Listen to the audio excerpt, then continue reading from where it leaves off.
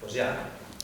Tinc que mirar quan... Home, de tant en tant, com que farem una foto, Sí. de tant en tant mires i aprofites. Val. Sí, una mica també va bé, perquè això que hi ha gent que mira i gent que no mira, però bueno. Perfecte. Doncs vaig a llegir el llibre de Balsach de Cosmogonies d'un món originari, de Joan Miró. I crec que abans ha llegit sobre la Masia i jo vaig a llegir sobre les pintures salvatges. Doncs comencem. Cranis cremats per la fulminació del cel, Artaud. El mes d'octubre de 1934, després d'un període d'aïllament i de gran concentració plàstica, reclòs de nou a la Masia de Mont-roig, Miró inicia una sèrie d'obres en les quals realitza una immersió en la més pregona de les nits de l'ànima. Són les denominades per ell mateix com a pintures salvatges, una sèrie de 15 pastels sobre paper de vellut on hi apareixeran, en un espai asfixiant, figures monstruoses, desconcertants i bestials, formades per grans contrastos cromàtics. Tenia aquell sentiment inconscient de la desgràcia que s'atansa. Poc abans que comenci a ploure, membres adolorits i un esmussament asfixiant. Era una sensació més corporal que espiritual. Pressentia una catàstrofe imminent, però no sabia de quin tipus. Era la Guerra Civil Espanyola. En aquella època em fascinaven les paraules de Rembrandt. Trobo robins i magarades en un piló d'excrements.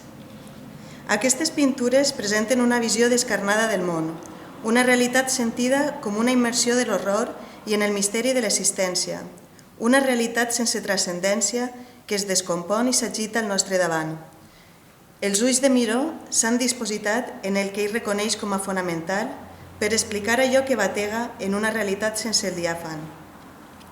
Aquest reconeixement no s'efectua des de l'exterioritat de la forma artística, sinó des d'una interioritat, des del sentit profund que Miró dona al significat de l'art vinculat amb la seva immersió en la vida.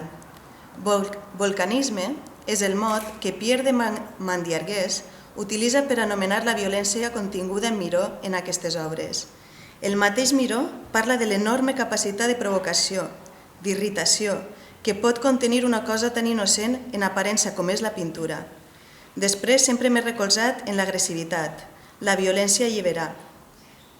En les pintures salvatges, Miró provoca una sensació de gran violència física, en una gran agressivitat plàstica, per arribar tot seguit a copir l'ànima.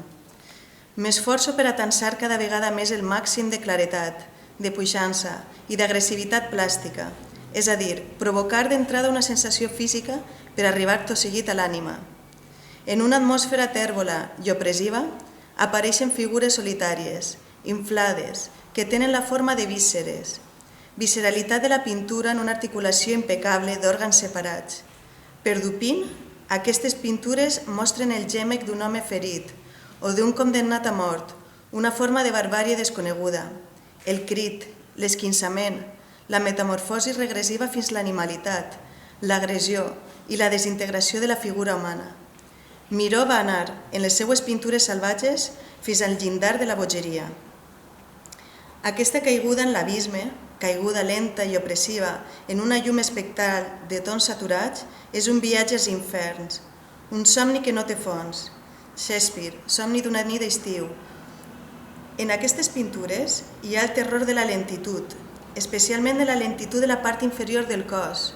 Tal i com ho expressa Freud, el món dels inferns no coneix el temps. Dins de cada instant hi ha una abertura cap al profund, una reverberació inconscient que ens recondueix allà baix, dins de les imatges de l'oscuritat. L'imatge fonamental de tot el món dels inferos és aquella de l'espai circumscrit, encara que els límits són amagats, a la vista i indefinits. Un món profund i tancat, en el qual ens trobem engabiats, constrets, confinats. En Dona, octubre de 1934, la figura monstruosa ocupa totalment l'espai del quadre, amb una estrella de color blau nit al fons i un sol minúscul apagat. Un sexe gegant, com un astre invertit o un gran insecte, centra la part inferior de la dona representada.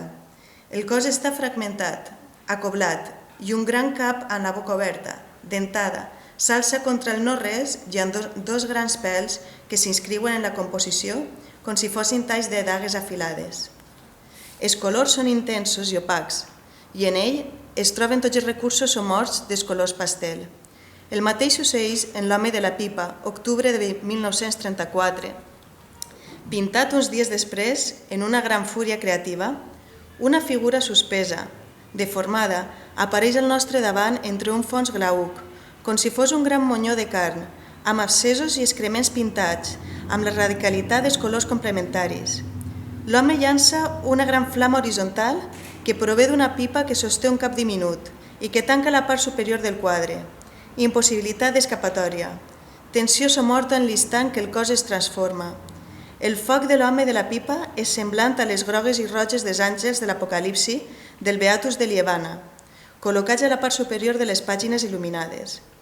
El món dels inferos com a mirall del cel. Aquests personatges de la nit de Miró tenen una gran afinitat conceptual amb les massacres de Masson i una aproximació formal amb la sèrie de banyistes de Picasso. A Banyista, 1927, les cames, els braços i els pits de la figura s'inflen fins al resultar gairebé irreconeixibles, en contrast amb un cap que s'ha fet petit com una agulla. Aquesta figura sembla composta d'una substància tumescent, meitat carn, meitat matèria òssia. En Figures a la vora de la mar, el Bes, 1931, en un assalt al cos humà en termes de distorsió extrema, Picasso produeix una atmosfera de gran agressivitat sexual, que sembla una premonició pertorbadora de la violència imminent de la guerra espanyola. Estem davant de la bellesa com a desmembrament del que parlava Simone Weil, que reflecteix la tensió del que és contradictori i la dissonància dels seus elements constitutius, un estat que no tem a la devastació absoluta. Adorno va considerar l'acoblament, i no pas la representació mimètica, com la característica fonamental de l'art d'avantguarda del segle XX. L'acoblament construeix un equivalent del món, no pas la seva còpia.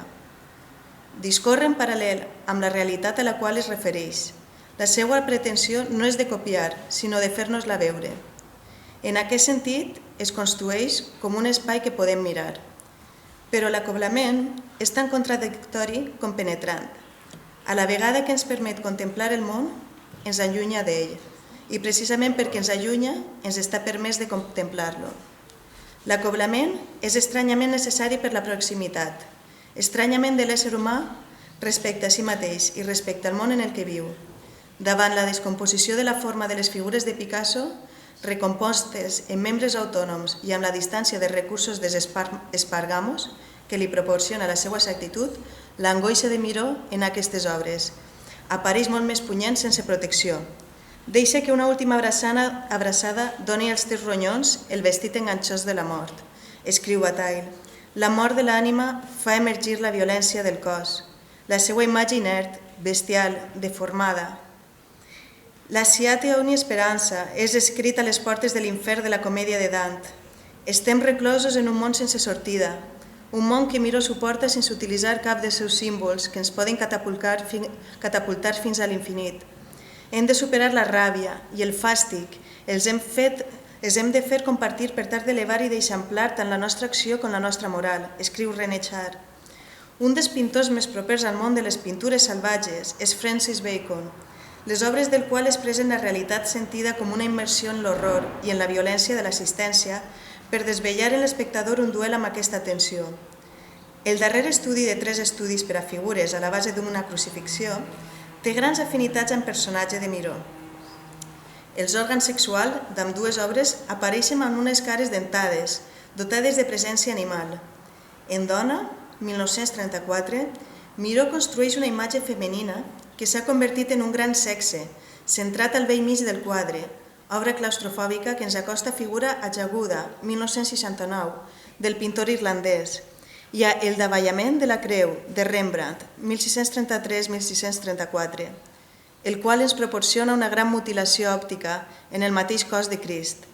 La distorsió d'aquestes figures adquireix un tal grau d'intensitat que ens pot fer pensar en la que podria haver estat la veritable confusió del surrealisme, la desaparició d'allò humà, la convulsió del surrealisme, la desaparició d'allò humà i la prefiguració maldororiana.